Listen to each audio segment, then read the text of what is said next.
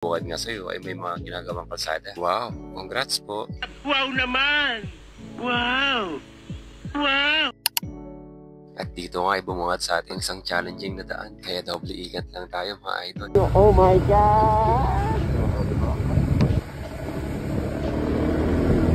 Pagkalagpas nga natin sa maputik at malubak na daan, bubungad sa'yo ay isang matarik na daan na sana ito na ang huli na challenging part ng kalsada. NANI?! Akala ko pa naman patag na. Pero may mas matarik pa pala. Pero wala na tayong choice. Aahunin na natin to.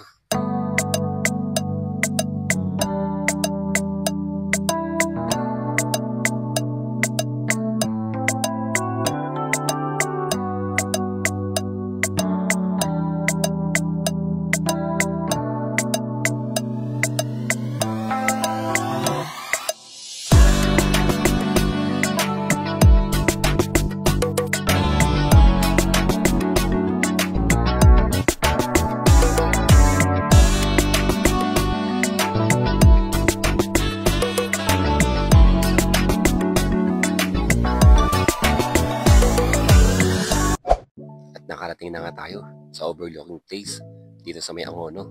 Napaaga nga ata tayo dahil ang bukas pala ng mga sikat na resto dito is around 4:30 PM. Pero nandito na lang din naman tayo. Maghaharap na tayo ng maganda spot. Dito nga ay may nakapagsabi sa atin na may 24 hours na open. Nalagpasan nga natin to kanina habang paakyat tayo. At dito ngayon sa may Cafe in the Sky. At ito nga yung pinagmamalaki nilang view.